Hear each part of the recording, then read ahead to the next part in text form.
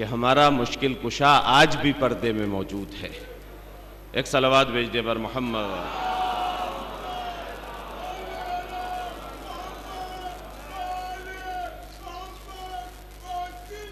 बहरहाल हम मजलिस अज़ा तकारीर मुनाकिद करते हैं, लेकिन उसका अंदाज़ एक ही होता है। आलिम या ज़ाकिर जब मिंबर पर पहुंचता है, मजलिस या तकरीर की इब्तिदा करता है, तो आपने देखा होगा कि खुतबे के बाद जो सरनामे कलाम के तौर पर आयत पेश की जाती है या हदीस पेश की जाती है, या वो अल्लाह का कलाम होता है या रसूलुल्लाह का कलाम होता है या मौलाए कायनात हज़रत अली और उनके 11 मासूम फ़र्जंदों के कलाम से मजलिस की इब्तिदा होती। कभी नहीं देखा होगा आपने कि ज़ाकिर या आलिम आया मिंबर पर और उसने कहा कि मैं ये कहता हूँ, बल्कि हमेशा आपने सुना कि अल्लाह का ये कलाम है, रसूल खुदा का ये कलाम है, अली का ये कलाम है, इमाम हसन, इमाम हुसैन और दूसरे आइम्मा का ये कलाम है। क्या वजह है कि हम अपनी बात से मजलिस की इब्तिदा नहीं करते, तकरीर की इब्तिदा नहीं करते? उसकी असल बुनियाद यह है कि हमारे कलाम में ख़ता का शायबा है, गलतियों का इम्कान है, नकायस पाए जाते हैं, लेकिन हम उसके कलाम से मजलिस की इब्तिदा करते हैं जिसके कलाम की ज़मानत अल्लाह ने कुरान में इस तरीके से ली, वमा यंतिक़ु अनिल हुवा इन हुवा इल्ला वही यूहा। मेरा नबी तो कुछ बोलता ही नहीं मगर वो बोलता है जो वही होती है। एक सलावत भेज दे बर मोहम्मद।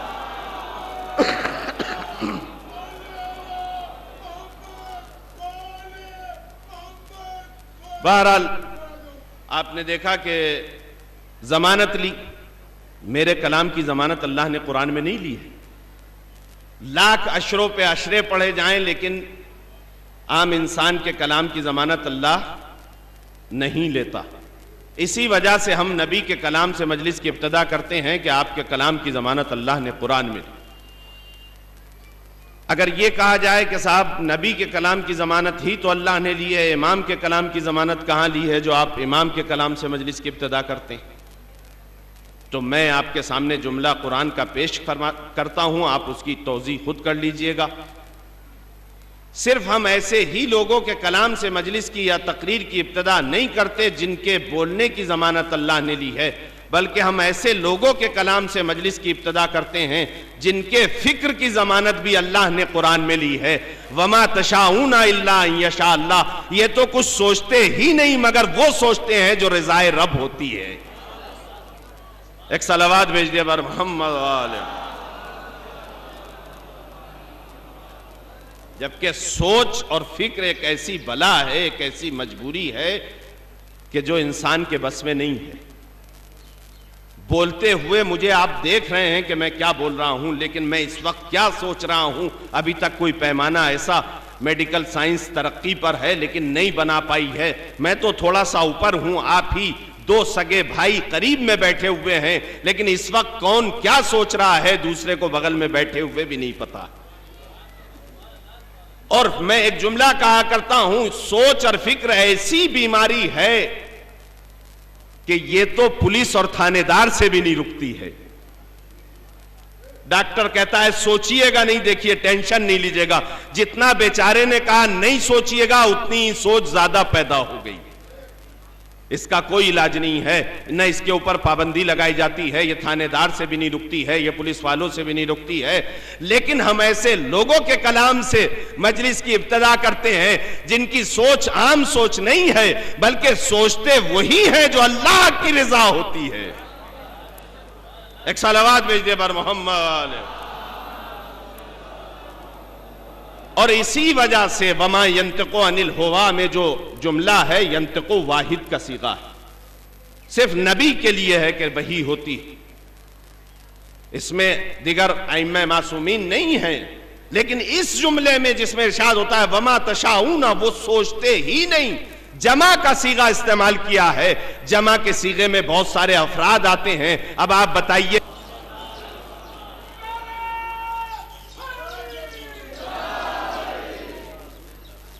लिबास आप भी पहनते हैं, कोट पैंट, कोई हराम लिबास नहीं है, मना नहीं किया है शरा ने।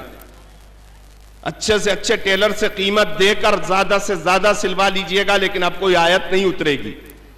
हम ऐसे लोगों के कलाम से मजलिस की इब्तिदा करते हैं जो चादर ओढ़ ले तो आयत ही नाजिल हो जाए, अगर कमली पहन ले तो या अय्युहल मुजम्मिल का लक़ब मिल जाए, दोशाला मार ले तो या अय्युहल मुदस्सिर कहलाए।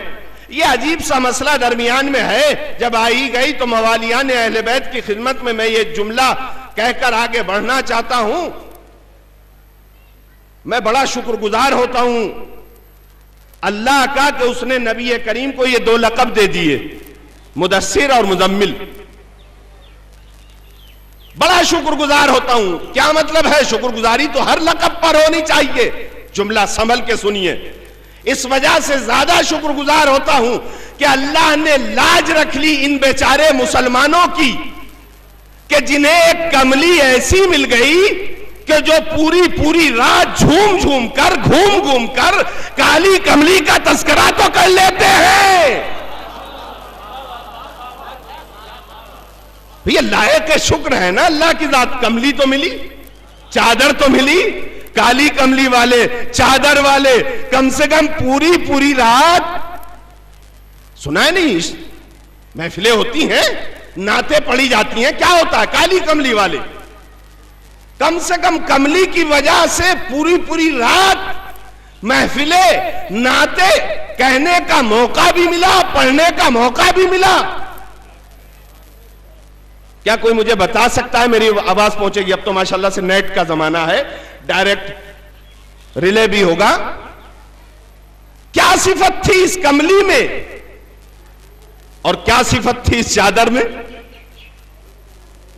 कहा साहब आप देखिए, कमली के लिए नबी करीम की कमली, नबी करीम की चादर, उसके बारे में आपको शक नहीं है। वजाहत चाहता हूं, शक नहीं कर रहा, तौज़ीह चाह रहा हूं। क्यों कमली कमली किया जा रहा है? सबसे बड़ा कारनामा कमली का क्या था नबी करीम की?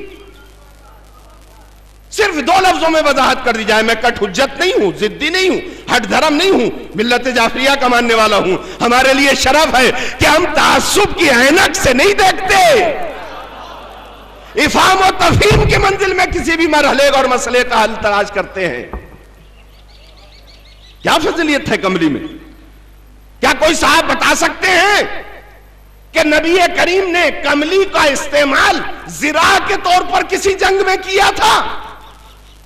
किसी तीर को रोका होगा इस कमली ने, किसी तलवार के वार को नबी करीम से रोका होगा इस कमली ने। क्या काम था चादर का? क्या काम था नबी की कमली का?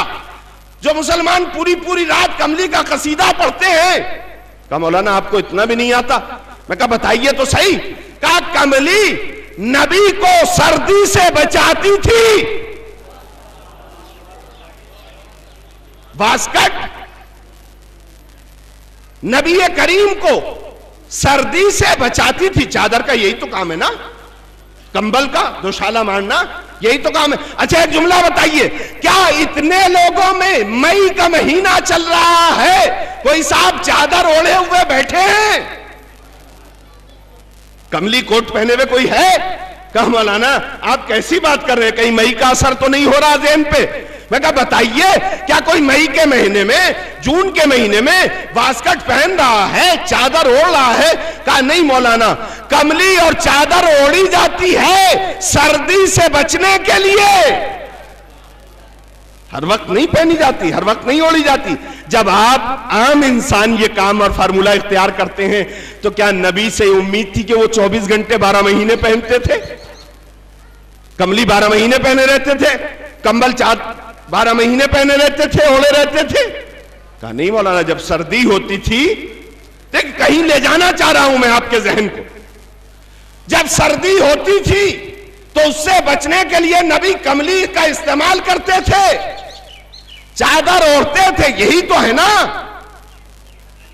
इसी वजह से मुसलमानों के नजदीक कमली लायक एहतराम करार पाई। जो नबी को चंद घंटों सर्दी से बचा ले, जो नबी को चंद लम्हे सर्दी से बचाने के लिए अपनी गोद में ले ले, मुसलमान उसके कसीदे में पूरी पूरी रात जलसे करे। और जिस अबू तालिब ने नबी को पूरी जिंदगी गोद लिया, उसके लिए अगर हम मजलिसें पढ़ते हैं तो एतराज क्या है? सलात वर मोहम्मद।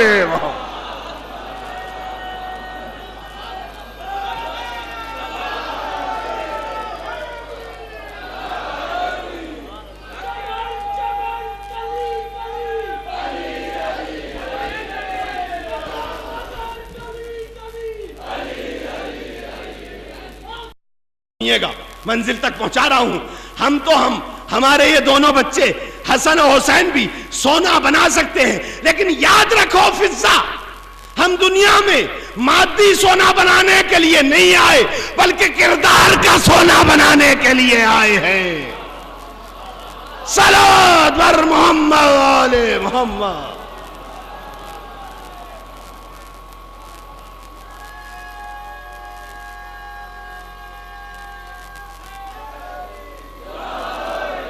किरदार को सोना बनाने की तबलीग करने के लिए आए हैं।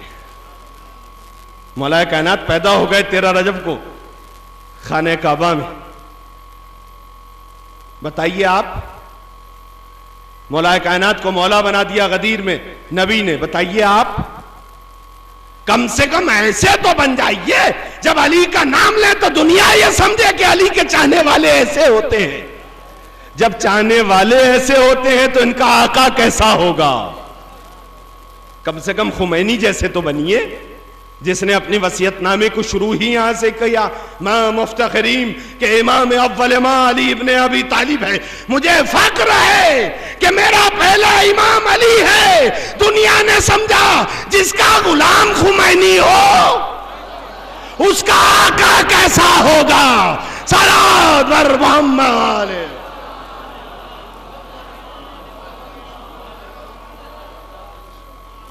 बनिए इंजीनियर, फिर कहिए अली। बनिए डॉक्टर, फिर कहिए अली। बनिए प्रोफेसर, फिर कहिए अली। बनिए वाइस चांसलर, फिर कहिए अली। बनिए खुमैनी, फिर कहिए अली अली। देखिए कितना सजता है अली का नाम लेना। एक सलात भेजिए वर मोहम्मद।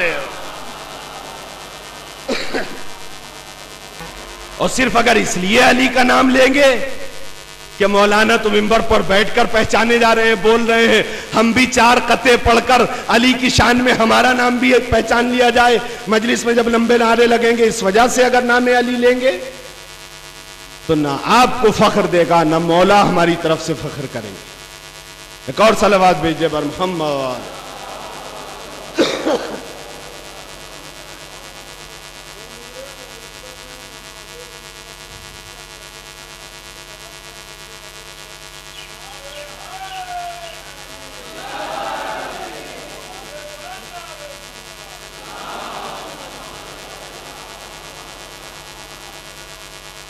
तो फिजा हमारी मार्फत हासिल करो।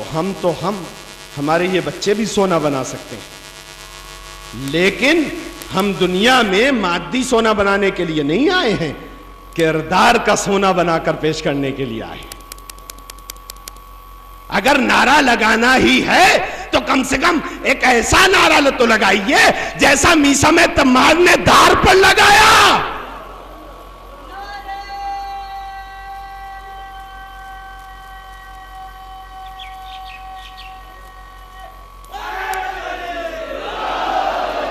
देखिए जवान ने लगाया और लगाकर ये सबूत दिया कि साहब उस नारे में और हमारे नारे में क्या फर्क है।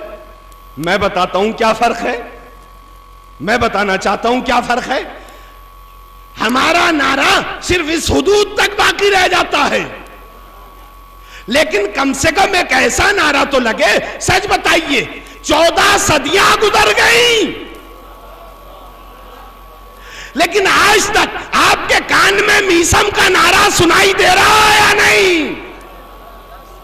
आप तो सुनने वाले हैं, बहरे से पूछिएगा भी तो भी जवाब देगा कि मीसम का नारा मैं सुन रहा हूं।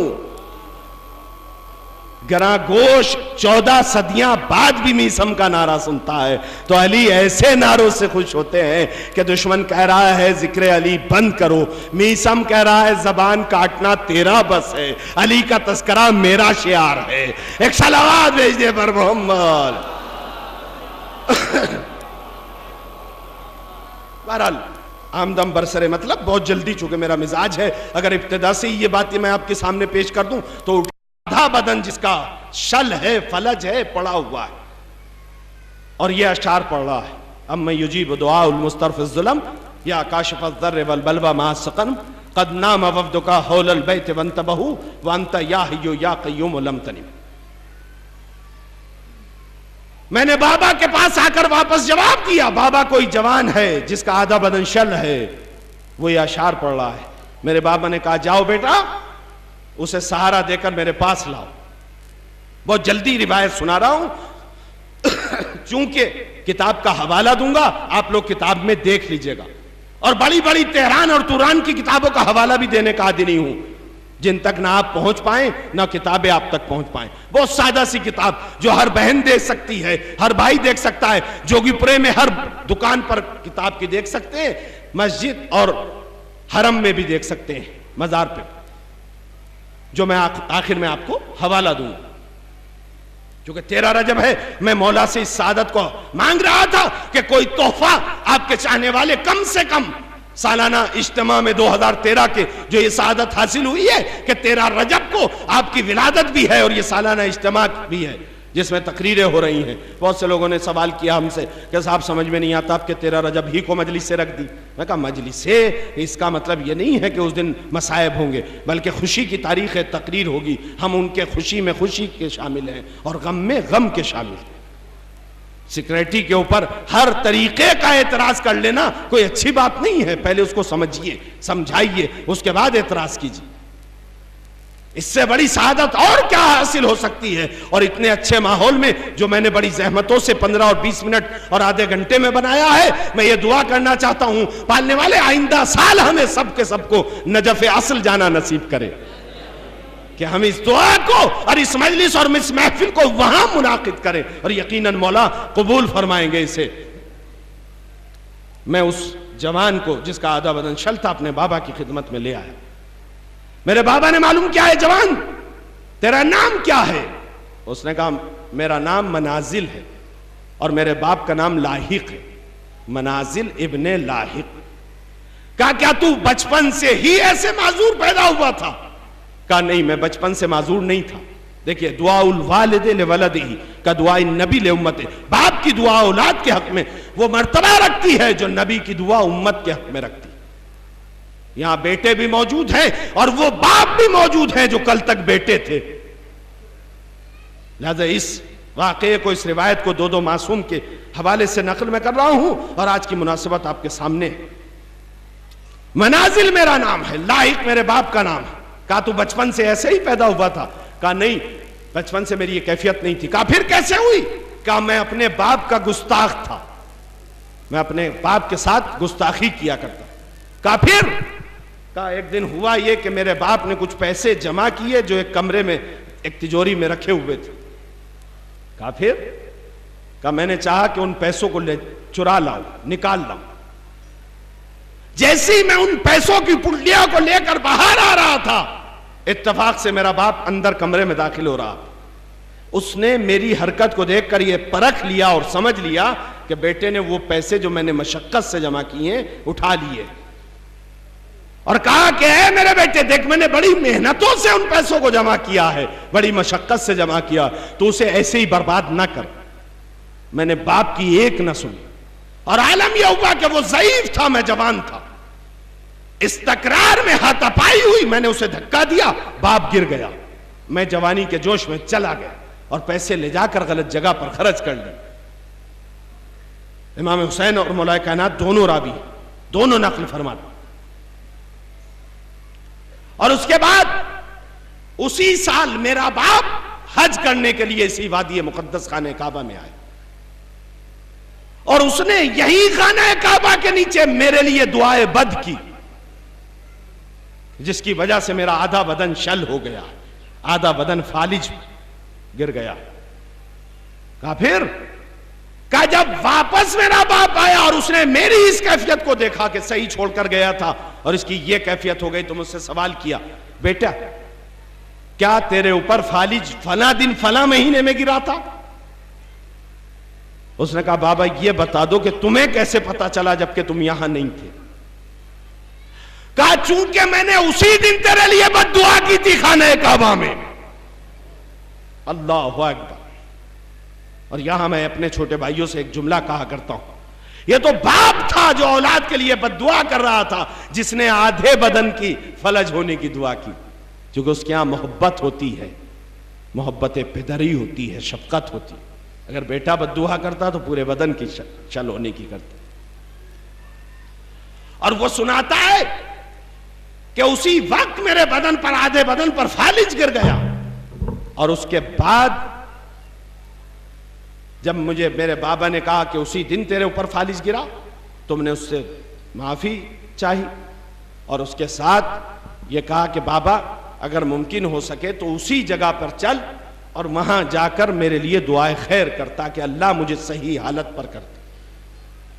कहा मिन्नत और समाजत के बाद मेरा बाप राजी हो गया। बहुत जल्द मैं रिवायत को सुना रहा हूं, जो कि फिर यार्ज कर रहा हूं कि तफसील किताब का हवाला दूंगा, उसमें आप पढ़ लीजिएगा।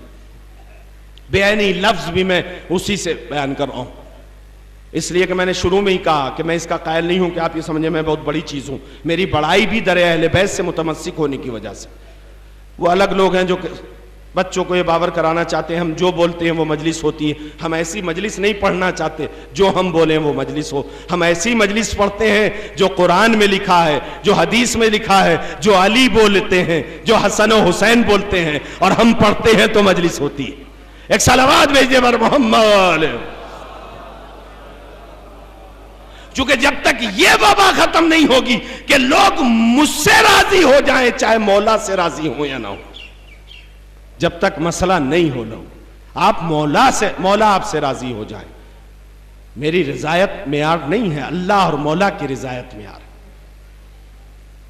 कहा फिर क्या हुआ कि मैंने अपने बाबा से मिन्नत की और मेरा बाबा किसी तरीके से राजी हो गया कि मुझे साथ ले जाकर खाने काबा में दुआए खैर करे ताकि इस वबा से मैं निजात पाऊं। मेरे बाबा ने 2 ऊंट किए। उस वक्त ऊंट ही से आना जाना था। एक पर मुझे किसी तरीके से बांधा बिठाया और एक पर मेरा बाबा बैठ गया। इत्तेफाक ये कि जब हमारा ये काफिला छोटा सा चला, असनाए राह में एक मुर्गा भड़का, जिसके सबब मेरे बाबा का ऊंट बिदका। ये लफ्ज है रिवायत के। बिदकते ही मेरा बाबा ऊंट से गिरा और इन द स्पॉट वहीं जगह पर मर गया, खत्म हो गया। कौन? वो जो वाहिद जरिया था कि जाकर दुआए खैर करे और बेटा सही हो जाए। एक सलवात भेजिए बर मोहम्मद।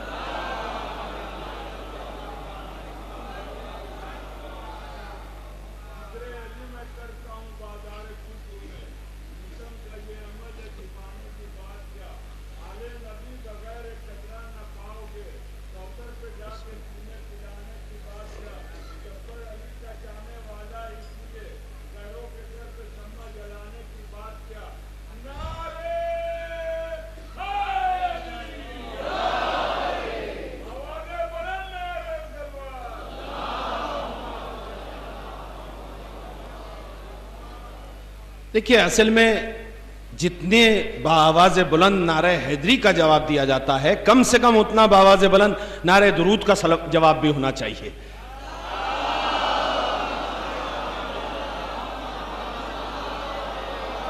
चूंकि दरमियान गुफ्तगू ये बात मैं पैगाम के तौर पर जरूर पहुंचाऊं अपनी आने वाली नस्ल के लिए, इसलिए कि बुजुर्गों ने जिस शियार को बाकी रखा था वो तो बाकी रखा था, लेकिन अब आगे आने वाले दौर में हमें बड़े खतरात लाहक हो गए कि सलवात कहीं बिल्कुल ही मजलिसों से ना हट जाए। इसलिए कि एक नजरिया नौजवानों का यह बन गया है कि साहब मौलाना लोग तो सलवात इस वजह से पढ़वाते थे कि जब पसीना आ जाता था, थक जाते थे, तो वो अपनी थकन को दूर करने के लिए हमें सलवात में लगा देते थे। एक नजरिया यह था। लिहाजा अब अपने आप ही नारे हमने लगा लिए, मौलाना थके या ना थके, हम तो नारे लगा लेते हैं। खुदा की कसम, अगर कोई ये समझता है कि सलावात इतनी मामूली सी चीज है जो हम अपनी थकन दूर करने के लिए लगवाते हैं, तो ऐसा हरगिज नहीं। सलावात कोई इतनी आम चीज नहीं है जिसे मौलाना अपनी थकन के लिए लगवाते। का फिर इसका फायदा क्या है, हमें बता दीजिए। तो मैं अपने छोटे भाइयों को, चूंकि आज तरक्की याफ्ता दौर है और नई टेक्नोलॉजी से हम बहुत सी बातों को दूसरे मुल्कों में जब समझाते हैं तो लोग ये कहते हैं कि ऐसा लगता है कि वाकई आज इस्लाम हम ज्यादा सही तरीके से समझ सकते हैं। मेरे छोटे भाइयों, सलवात सिर्फ इस वजह से नहीं है कि आपकी थकन को हम दूर करें या अपनी थकन को हम दूर करें, बल्कि इसका एक छोटा सा फायदा यह है कि सलावात महफूज करती है, हिफाजत करती है।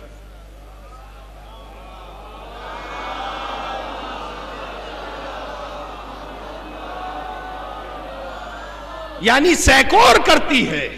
और उसकी दलील मैं आप ही की जबानी दे सकता हूं। जैसे मैंने कहा, मैं बहुत बड़ी किताबों से पढ़ने का आदी नहीं हूं, सामने की चीजों को बयान किया करता। फातिहा कह दीजिए किसी ने आपसे कहा, नज़र कह दीजिए किसी ने आपसे कहा, आपने 3 मरतबा पहले दुरूद पढ़ी, 3 मरतबा पढ़ी या नहीं पढ़ी? आमिल साहब के पास पहुंचे, आमिल साहब कोई विर्द बता दीजिए, कहा सूरह यासीन पढ़ लीजिए, लेकिन देखिए 11 मरतबा शुरू में दुरूद पढ़िएगा, 11 मरतबा बाद में दुरूद शरीफ पढ़िएगा। भाई सूरह यासीन जब बता दिया तो अब दुरूद का क्या मतलब? और सिर्फ आम आमिल ही नहीं, हमने तो मुसलमानों के इमामों से भी सुना कि खुद इमाम शाफई कहते हुए नजर आते हैं, या अहले बैत रसूलुल्लाह हुब्बुकुम फर्जुम मिनल्लाह व फिल कुरान अंदलहु कफाकुम मिन अजीमिल क़द्र अन्नकुम मन लम युसिल अलैकुम ला सलात लहू। अहले बैत रसूल खुदा, इमाम शाफई कहते हैं आपकी फजीलत के लिए बात काफी है कि अगर आपके ऊपर नमाज में कोई दुरूद ना पढ़े तो उसकी नमाज नमाज नहीं है।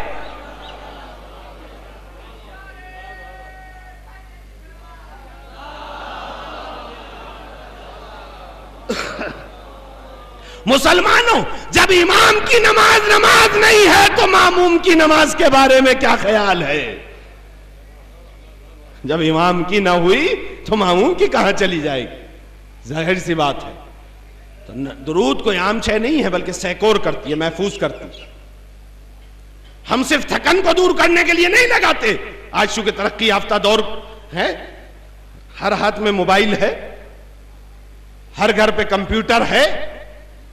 मैं एक छोटी सी मिसाल देता हूं, हम मजलिसों में दुरूद क्यों पढ़वाते, उसका फायदा क्या है जो उठती चली जा रही है। एक साहब ने कंप्यूटर पे सफा लिखना शुरू किया, कुछ मैटर, हमने भी लिखना शुरू किया। जब आप इन पेज खोलेंगे, लिखना शुरू करेंगे, और इन मोबाइलों में भी आ गया है तकरीबन। अब जब लिख लिया तो उसके बाद एक कमांड आती है, सवाल करता है मोबाइल, सेव और नो सेव। जब आप लिखते हैं इन पेज, एक पेज को लिखा आपने, हर हर कलमे पर, हर हर जुमले पर कंप्यूटर ने कमांड दी, सेव और नो सेव। दूसरा साथी जो हमारा लिख रहा था, उसने पूरा सफा बगैर सेव की कमांड से पूरा कर दिया। लेकिन हमने जो इबारत लिखी, जो सत्र लिखी, जो लाइन लिखी, हर पर सेव की कमांड दबाई। एक लाइन लिखी, पूछा सेव, हमने दबाया सेव। दूसरी लिखी सेव, हमने दबा दिया सेव। आखिरी सत्र पर हम भी पहुंच रहे थे, वो भी पहुंच रहे थे कि इत्तेफाक ये हुआ कि पावर ऑफ हो गया,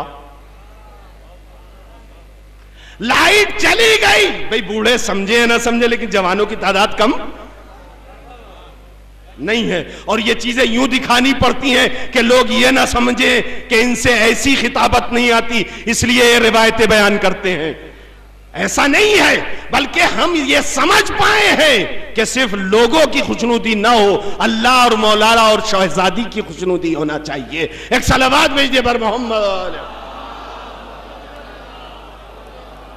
बस आखिरी जुमले सुन लीजिए, उन्होंने बगैर कमांड के पूरा पेज लिखा, हमने कमांड के साथ लिखा।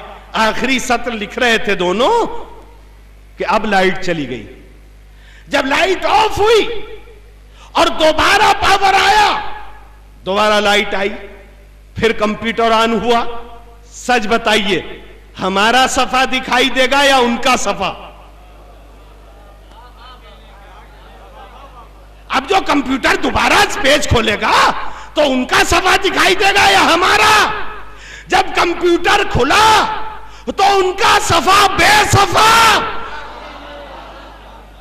हमारा सफा जैसे था वैसे ही दिखाई दे गया। मेरे जवान साथियों, हम अपनी थकन को दूर करने के लिए दुरूद नहीं पढ़ते, बल्कि स्याह करने के लिए दुरूद पढ़वाते हैं।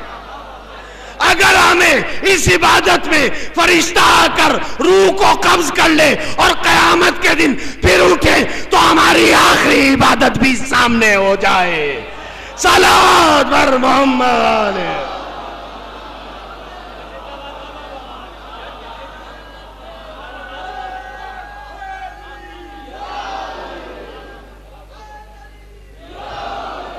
भाई हमें यकीन नहीं है, इसलिए मैं मेंबर पे बैठा हूं, पता नहीं यहां उतर पाऊं या ना उतर पाऊं, आपको होगा। लेकिन अगर अभी मलकुल मौत आ जाए और हमारी जिंदगी का पावर ऑफ हो जाए, खुलेगा किसी दिन या नहीं खुलेगा? खुलेगा। कयामत रखी गई है। सच बताइए, जो लोग सलवात पढ़ के अपनी इस आखिरी इबादत को सेव कर लेते हैं, उनकी पूरी इबादत खुलेगी, और जो टेक लगा के खाली सो के गुजार देते हैं। लिहाजा सलवात महफूज करने के लिए पढ़वाई जाती है, ना कि थकन दूर करने के लिए। एक सलवात भेजिए बर मोहम्मद।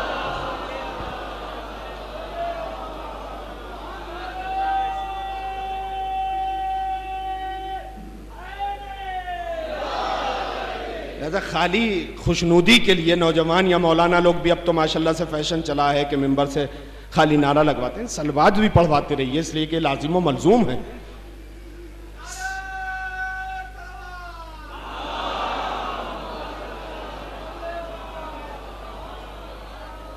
क्योंकि बस मुझे 11:15 तक पढ़ना था और 11:15 हो चुके हैं, 1 मिनट ऊपर चला गया है, लिहाजा मैं अपने मौजू को समेट रहा हूं कि तेरी ये हालत कब से हुई कि मैं अपने बाप का गुस्ताख था। मैंने उससे इस्तदा की, बाबा वहीं लेकर चलो ताकि वहां दुआए खैर करो और मैं इस वबा से निजात पा जाऊं। अगर माँ बाप इस दुनिया से उठ गए मेरे जवान साथियों, तो भी मायूस नहीं हुई है, इसलिए कि मैं तरीका बता रहा हूं। इस्लाम में मायूसी कुफ्र है।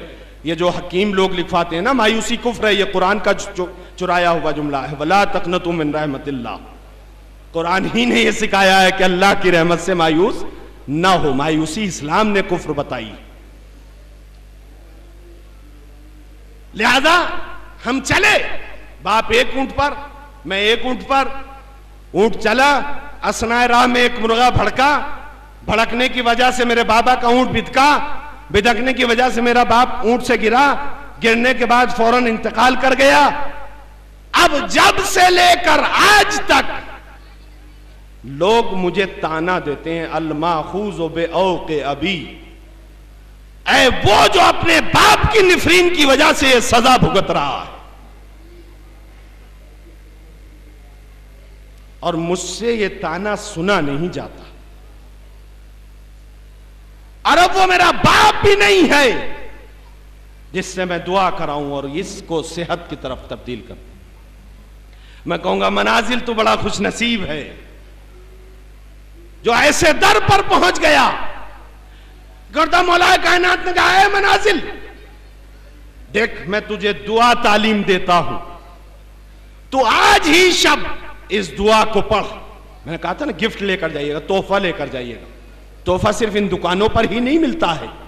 इन दुकानों के सिलसिले से एक बुजुर्ग से मस्जिद में बात हो रही थी नौगामा सादात ही में, तो उस दिन मेरी समझ में आया कि ये वबा कैसे हमारे यहाँ इन रूहानी इज्तिमात में चूड़ियां और पालिश और नाखून पालिश और इस टाइप से बाजार की शक्ल में आई है। तो उन्होंने बताया असल में बुजुर्गों ने उस वक्त जरूरी चीजों के लिए दुकानें लगवाई थी। खाना जरूरत है मोमिन की, जाहिर की, पानी पीने की चीजों का जरूरत होती है, उन्हीं जरूरत में तबर्रुक भी जरूरत थी, अंगूठी भी जरूरत थी, कड़े भी। अब वो तरीका यहां तक आगे बढ़ा कि अब बिल्कुल मेला टाइप लगता है। मैं मुसलसल बारहा अपने इस पैगाम को और अपने इस मकसद को जो मैंने अपनी जिंदगी से समझा है और अपनी नस्ली विरसे में पाया है पहुंचाता रहता हूं, और उसमें साथ में यह भी कहता हूं अगर किसी को कड़वा लगे तो कम से कम इतना कड़वा तो लगे कि उस बुराई से अपने आप को दूर कर दे। मज़ा हम नमाज के ऊपर पढ़ते हैं, किसी चचा ने कहा साहब आप बड़ी शिद्दत से नमाज पे पढ़ते हैं, मैं कहा आपको बुरा लगा तो कम से कम इतना तो बुरा लगे कि कल से नमाज पढ़ना शुरू कर दीजिए। दाढ़ी पे हमने पढ़ा, आप शिद्दत में दाढ़ी मुंडे की बुराई करते हैं, तो अगर बुरा लगता है तो कल से खत बनाना शुरू कर दीजिए। बुराई का तो मतलब यही है ना कि अगर बुरा लगता है तो अच्छाई का रास्ता इख्तियार कर लीजिए। एक और सलवात भेज दे बर मोहम्मद। लिहाजा अजीज़ान गिरामी कद्र, मैं तुझे दुआ तालीम देता हूं, तो इस दुआ को रोजान आज इसी शब्द यहीं खाने खुदा में पढ़। देख कितनी अजीम रिवायत मैं आपके सामने पेश कर रहा हूं। वादी कहां? वादी मुकद्दस बैतुल्लाह, जहां मौलाए कायनात की विलादत हुई।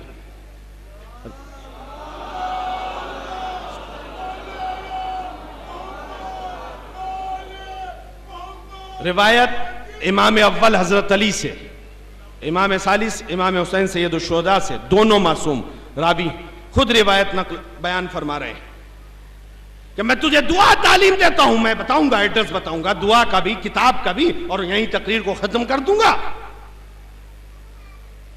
इस दुआ को तू आज ही शब पढ़, का तालीम कर। मौलाए कायनात ने दुआ तालीम दी, बिस्मिल्लाहिर्रहमानिर्रहीम, बेइस्म का बिस्मिल्लाहिर्रहमानिर्रहीम, या ज़ल जलाल वल इकराम।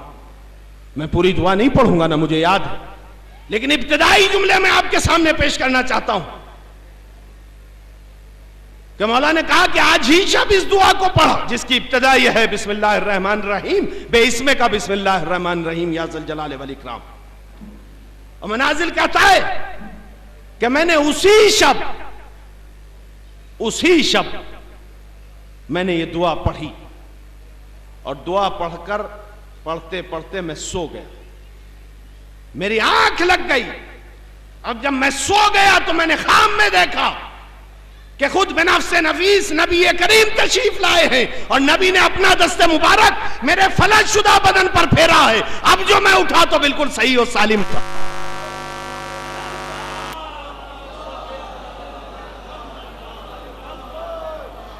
बस इसी के साथ चूंकि तकरीर आखिरी मरहलों में है, अपने हर मरज को, अपने हर दर्द को, अपनी हर परेशानी को हर अली का चाहने वाला अपने जहन में रखे। और इसी के तुफैल में आज हम ईदी लेना चाहते हैं, आज हम गिफ्ट लेना चाहते हैं। रात दुआ कुमैल में मैंने कहा था कि अच्छे लोगों के यहाँ बहुत से नीचे लोग जाते हैं और अपने उनके यहाँ जब बच्चे पैदा होते हैं, बेटे पैदा होते हैं, तो अपना मुद्दा पेश करते हैं और वो इनाम और इकराम देते हैं। आए अबू तालिब के दर पर आज हम अपनी ईदी ले लें, फातिमा बिनते असद से आज हम अपनी ईदी ले लें, रसूल से आज हम उनके वसी खलीफा की पैदाइश के दिन ईदी लेना चाहते हैं कि इस दुआ को पढ़।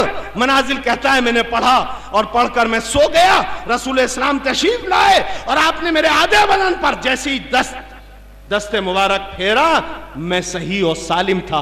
मेरी आंख खुली, मैं ऐसे था जैसे फलज गिरने से पहले था। एक मरतबा मैं उठकर मौलाए कायनात की खिदमत में पहुंचा और जाकर मैंने कहा, अली आपका शुक्रिया कि आपने इस वबा से और मोहलिक बीमारी से मेरे मरज को दूर किया। मैं कहूंगा ऐ मनाजिल, तू खुशनसीब है कि अगर तेरा हकीकी बाप इस दुनिया से उठ गया। जुमला आखिरी सुन लीजिए, मैंने कहा था ना मायूस नहीं होंगे। अगर किसी का बाप भी उठ गया है और वो गुस्ताख था तो मायूस नहीं होंगे। जुमला कुरानी है, मायूस ना हो। मैं वो दर बता रहा हूं जहां मायूसी का जवाब है, मायूसी का हल है। मैं कहूंगा ऐ मनाजिल, अगर तेरा रूह हकीकी बाप उठ गया था और बाप की दुआ के बगैर तू सही नहीं हो सकता था, तो देख नबी करीम ने इसी दिन के लिए फरमाया था, अली व अना अबवाए हादिहिल उम्मा, मैं और अली इस उम्मत के रूहानी बाप हैं। सलावत बर मोहम्मद।